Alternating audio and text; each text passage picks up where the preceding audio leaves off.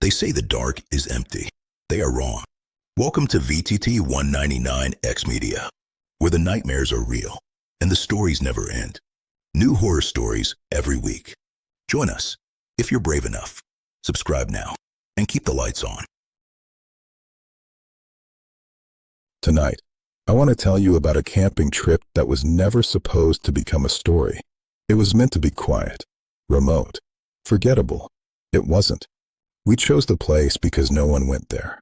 No campgrounds, no ranger station, no cell signal, just a stretch of public land deep in rural America, surrounded by forests that went on for miles. There were 3 of us, me, Ethan, and Mark. We weren't thrill seekers. We were just tired of noise, tired of people, tired of cities that never really sleep. The road in was barely a road. Cracked pavement turned to gravel. Gravel turned to dirt. Trees closed in tighter with every mile. The GPS lost signal first, then the radio. By the time we parked, the world felt smaller, like it ended right there. The forest was thick, old, the kind of woods where sunlight barely reaches the ground. Everything smelled damp and metallic. Ethan joked about horror movies. Mark laughed. I didn't. I noticed something right away. The silence. No birds. No insects. No wind in the trees. Just stillness. We set up camp anyway. Tent first. Fire pit second. By the time the sun started to dip, the shadows stretched longer than they should have. That's when Mark found the trail. It wasn't on the map. Just a narrow path between the trees. Too clean to be natural. Probably an old hunting trail, he said. It didn't look abandoned. The ground was packed down. Recently, we agreed not to follow it. At least not that night. When darkness fell, it came fast. No gradual sunset.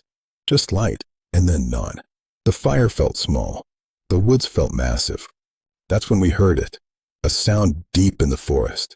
Not an animal. Too steady. Too deliberate. Footsteps. Slow. Heavy. Not coming closer. Not moving away. Just circling. Ethan stopped talking mid-sentence. Mark leaned forward, listening. Someone else camping? Ethan whispered. I shook my head. No headlights. No voices. No gear sounds.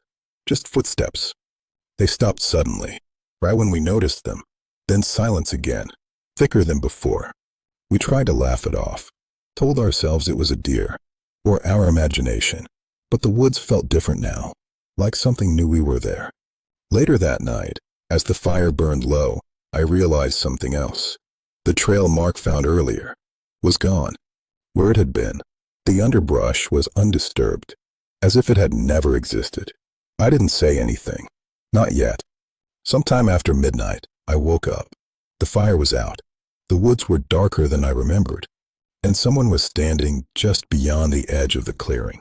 I couldn't see their face, just a shape, tall, still, watching the tent.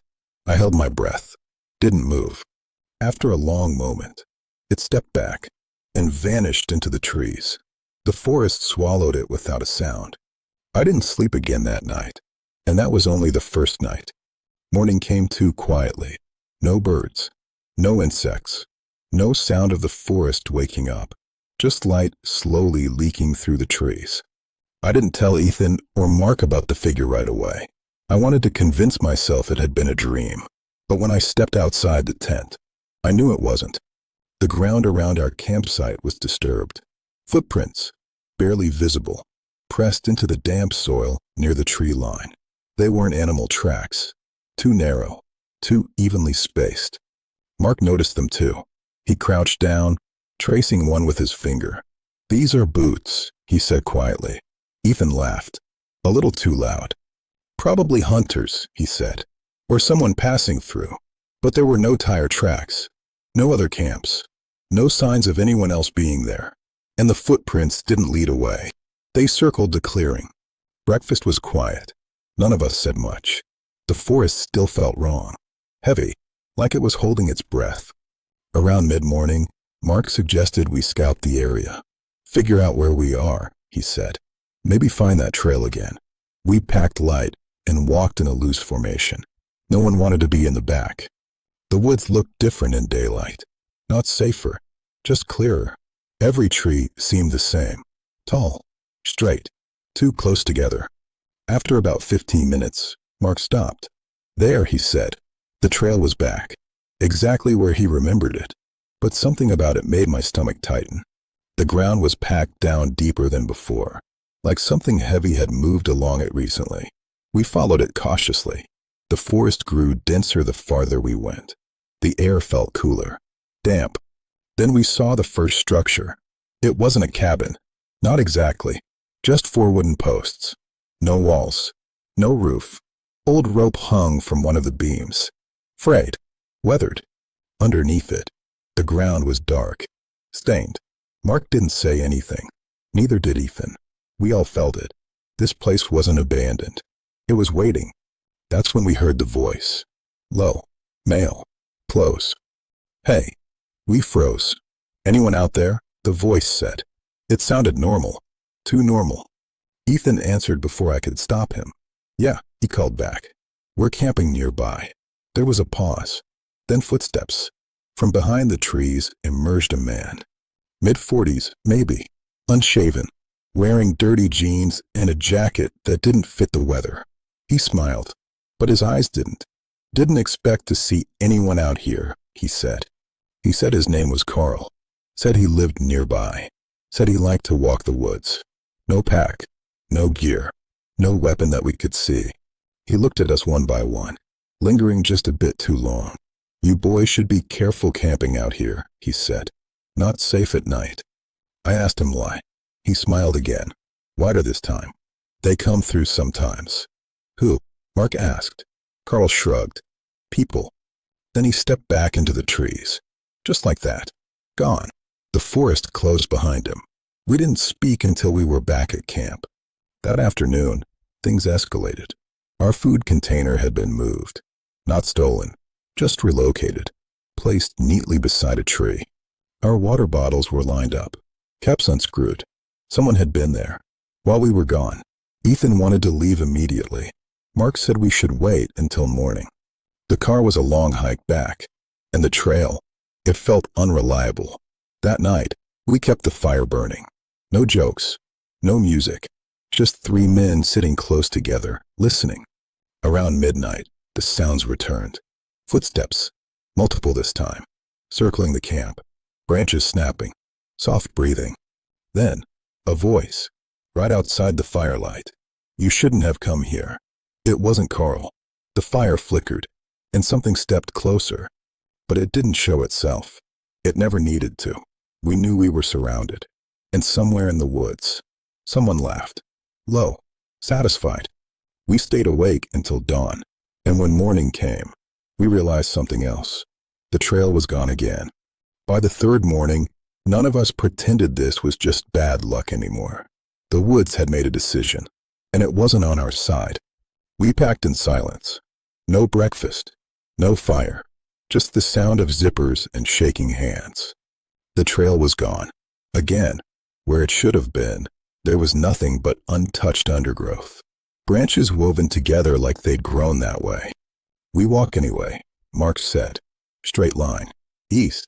We started cutting through the woods. The forest fought back immediately. Thorns snagged our clothes. Roots tripped us.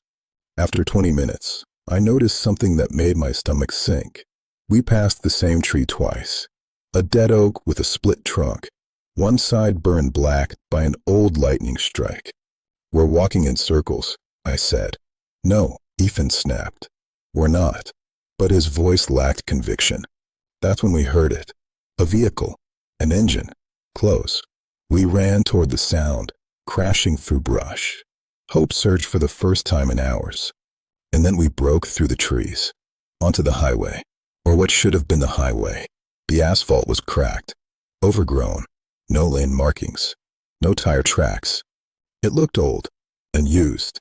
A pickup truck was parked on the shoulder. Engine idling. Driver's door open. Hello. Mark shouted. No answer. I approached the truck slowly. The inside was empty. Keys still in the ignition. Radio playing low static. That's when the engine shut off. By itself. The radio died. Behind us. Footsteps. We turned. Four people stood at the tree line. Men. Local. Dirty. Relaxed. Carl was among them. Smiling. Told you it wasn't safe, he said. My mouth went dry. One of the men spoke. You boys got turned around, he said calmly. Happens out here. Let us go, Ethan said. They laughed. Not mockingly. Comfortably. We don't stop people from leaving, Carl said. People just don't. Mark lunged for the truck. Before he could reach it, something hit him from behind. He went down hard. I heard the crack of bone. They didn't rush us. Didn't need to. Hands grabbed my arms. Firm. Experienced. They tied us. Quickly. Efficiently. This isn't personal, one of them said. It's just how things work. They marched us into the woods. Not along a trail, but they knew where they were going. After about 10 minutes, we reached a clearing. Dozens of makeshift structures. Tents. Shacks. Hanging lines. People moved between them. Families. Children. Watching us without curiosity. This wasn't a camp. It was a settlement. Carl leaned close to me. You see, he whispered, the forest gives us privacy. I noticed something then. No one here looked surprised to see us. Mark was bleeding badly. They didn't help him. As night fell, they locked us inside a wooden structure. No windows. Just a door. We could hear them outside. Eating. Talking. Laughing. Like this was normal. Like this was home. That's when I realized the worst part. No one here was hiding. No one was afraid. They weren't monsters. They were neighbors. And the forest, it didn't trap people. It kept secrets. Night fell without warning. Inside the structure, there was no way to tell time. No windows. No cracks of light. Just darkness. And breathing. Mark was barely conscious. His breathing came in short, wet gasps.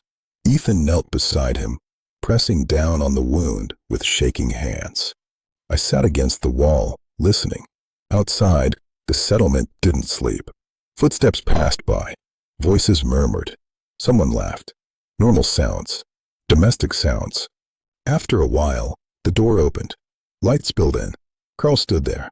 Alone. You get one chance, he said. He looked at Mark, then at us. The forest doesn't like waste. He unlatched the door and stepped aside.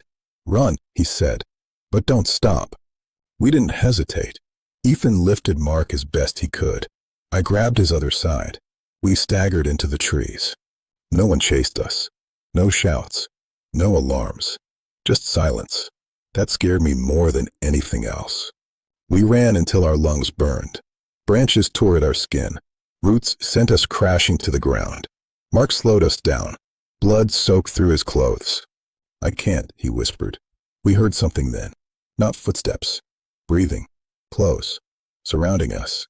Figures emerged between the trees. Not rushing. Not hiding. Just appearing. Carl's voice came from behind us. Not him, he said. Hands grabbed Mark. Firm. Final. Mark screamed. Once. Then he was gone. Ethan tried to fight. They knocked him down easily. Someone leaned close to me. Go, they whispered. And they pushed me. Hard. I fell forward. Rolled. Hit the ground. When I looked up, I was alone. The forest was quiet again. I ran. At some point, I hit pavement. Real pavement. Fresh paint. Reflective lines. A highway. The real one. I collapsed there until headlights appeared. A state trooper pulled over. Asked me questions. Wrapped me in a blanket. I told him everything. They searched the area. Found nothing. No settlement. No structures. No trail. Mark was listed as missing. Ethan too. The official report said we got lost. Said panic did the rest. They closed the case. Months later, I drove that highway again. I didn't plan to. I just realized I'd taken the wrong exit. There was a new sign. Brown. Unassuming. Primitive camping area. No facilities. The forest behind it was dense. Quiet. Waiting. I didn't stop. But as I drove past, I saw movement between the trees. And someone raised a hand. Not to wave. To count. 1. Then 2. Then 3. I kept driving. Some places don't need fences. They just need patience. And people who wander. The forest remembers. And it always keeps something behind. Do you believe this story is true or just a legend? Leave your thoughts in the comments. Every interaction helps the channel grow and bring you even more horror stories.